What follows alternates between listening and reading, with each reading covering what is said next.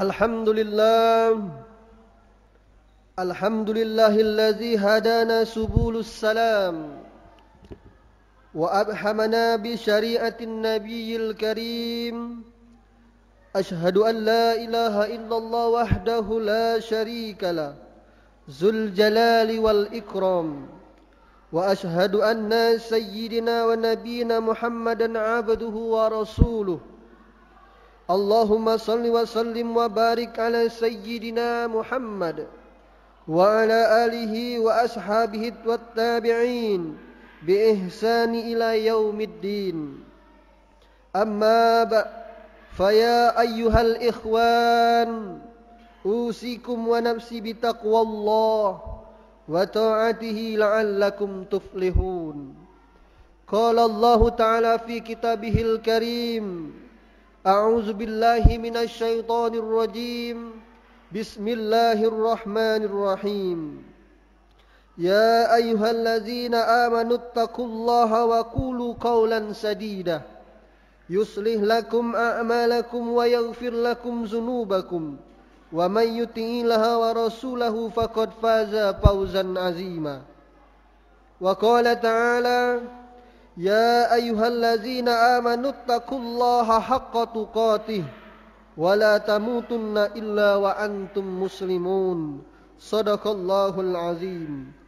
Jemaah salat Jumat rahimakumullah, pada kesempatan yang berbahagia ini, marilah kita meningkatkan iman dan takwa kita kepada Allah, yakni dengan melaksanakan perintah-perintah Allah dan menjauhi larangan-larangan Allah. Dengan selalu meningkatkan iman dan takwa, kelak akan mengantarkan diri kita ke derajat yang mulia di sisi Allah Subhanahu wa taala. Jemaah salat Jumat rahimakumullah, adapun tema khutbah pada kesempatan siang hari ini yaitu siapakah orang-orang yang bangkrut di akhirat. Pada suatu kesempatan Rasulullah pernah bertanya kepada para sahabat, apakah mereka tahu yang disebut dengan orang bangkrut? Hal ini sebagaimana dikisahkan dalam sebuah hadis yang diriwayatkan dari Abu Hurairah radhiyallahu an sebagaimana berikut. Anna Rasulullah sallallahu alaihi wasallam qala, atadruna mal muflis? Sesungguhnya Rasulullah sallallahu alaihi wasallam bertanya, tahukah kalian siapakah dinamakan orang bangkrut? Qalul muflisu fina man la dirhama lahu wala mata'.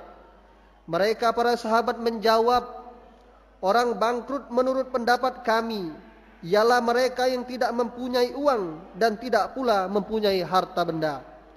Jawaban seperti itu ternyata bukan sebagaimana yang dimaksud oleh Rasulullah SAW. Beliau tidak bertanya tentang ekonomi ataupun perdagangan. Beliau ingin mengajak para sahabat mengetahui bahwa kebangkrutan bisa terjadi tidak hanya dalam bidang ekonomi atau perdagangan, tetapi kebangkrutan juga bisa terjadi dalam bidang agama. Jadi, di dalam agama juga ada perhitungan matematis terkait pahala dan dosa, seperti penambahan dan pengurangan di antara sesama manusia. Hal ini terjadi pada saat semua manusia berada di padang mahsyar untuk menjalani hisab yang akan menentukan apakah seseorang akan masuk surga ataupun neraka. Jemaah salat Jumat rahimakumullah, dengan perhitungan seperti itu dapat diketahui apakah seseorang akan termasuk orang beruntung atau justru orang bangkrut di akhirat kelak. Adapun yang dimaksud bangkrut dalam agama adalah sebagaimana penjelasan Rasulullah SAW dalam lanjutan hadis berikut. Faqala, innal muflisa min ummati ya'ti yaumal qiyamati bi salati wa siyami wa zakah wa ya'ti qad satama haza wa qazafa haza wa akala mala haza wa safaka dama haza wa daraba haza fayu'ti haza min hasanati wa haza min hasanati fa in fatiyat hasanatu qabla ayyuqda ma alaihi ukhiza min khatayahum faturihat alaihi summa turiha finnar. Nabi menjelaskan, sesungguhnya orang bangkrut dari umatku ialah mereka yang datang pada hari kiamat dengan membawa amal kebaikan dari salat, puasa dan zakat.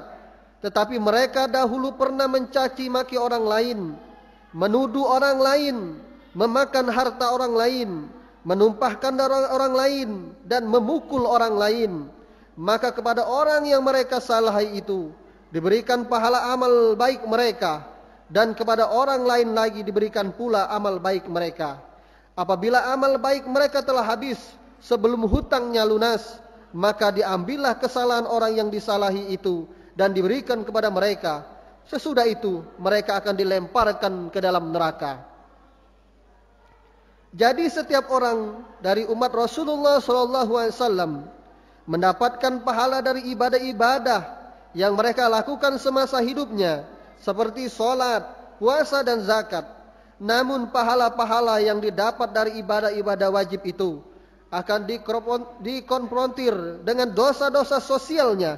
Akibatnya berbuat zalim kepada sesama manusia, seperti mencaci maki, menuduh, memfitnah, memakan harta orang lain, seperti mencuri dan korupsi, membunuh secara tidak sah, melukai atau menyakiti orang lain, baik secara fisik maupun non-fisik, dan sebagainya.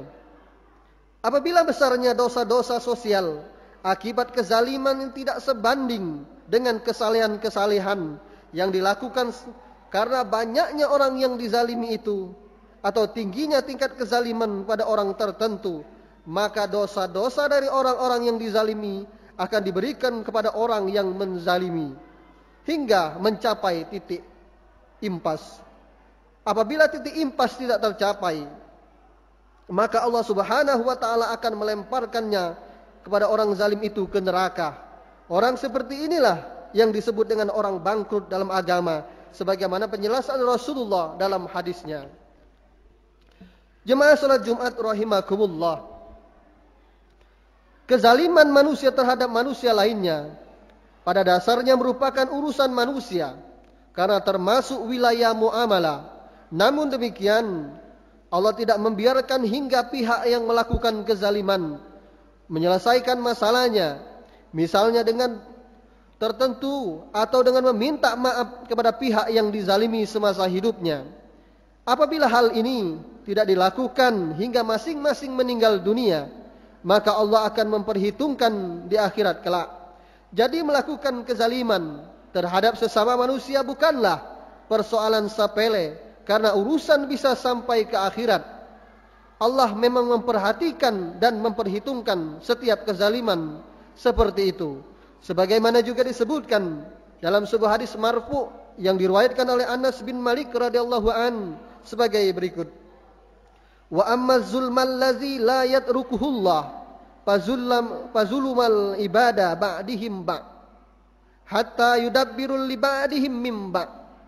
Adapun kezaliman yang tidak akan dibiarkan oleh Allah adalah kezaliman manusia atas manusia lainnya hingga mereka menyelesaikan urusannya.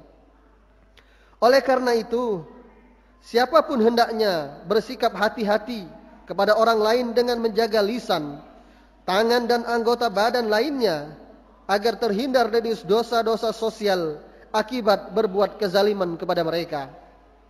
Allama Sayyid Abdullah bin Alawi Al-Haddad dalam kitabnya juga menjelaskan bahwa di antara hal-hal yang amat diperhitungkan oleh Allah pada hari kiamat adalah perbuatan zalim manusia terhadap manusia lainnya, sebagaimana kutipan berikut ini. Wa'lam anna min asyaddil asya wa asyakkiha min fawqihil qiyamah zulmul ibad fa innahu zulmul ladzi la yatrukuhullah. Ketahuilah bahwa di antara hal-hal yang berat dan sangat diperhitungkan pada hari kiamat adalah perbuatan zalim terhadap sesama manusia, sebab hal ini merupakan kezaliman yang tidak akan dibiarkan oleh Allah. Jemaah salat Jumat rahimakumullah.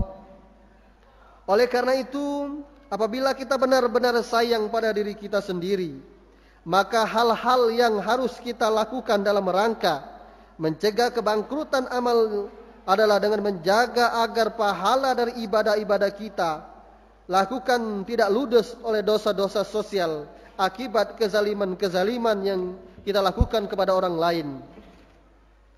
Jadi memang pahala-pahala dari berbagai ibadah saja seperti sholat, puasa, haji dan bahkan zakat sekalipun belum cukup menjadi bekal kita di akhirat hingga ada kepastian bahwa orang-orang lain selamat dari lisan dan tangan kita untuk melakukan kezaliman-kezaliman kepada mereka.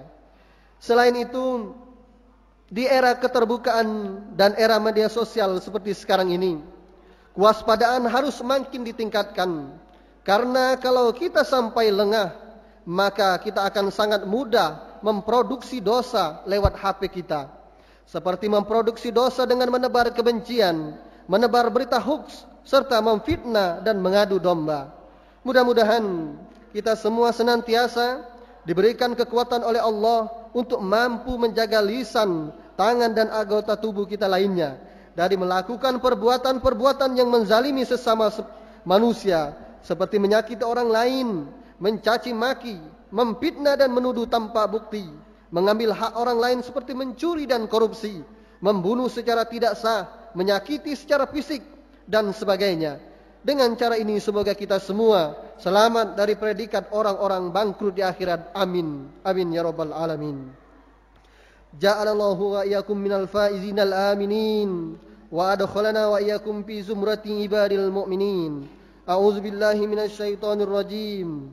Bismillahirrahmanirrahim. Ya ayyuhallazina amanu taqullaha wa qulu qawlan sadida. Barakallahu li wa lakum fil Qur'anil azim. Wa nafa'ani wa iyyakum bil ayati waz zikril hakim. Innahu ta'ala jawadun karim, malikun birraufur rahim. Allahumma salli ala Sayyidina Muhammad wa ala ali Sayyidina Muhammad.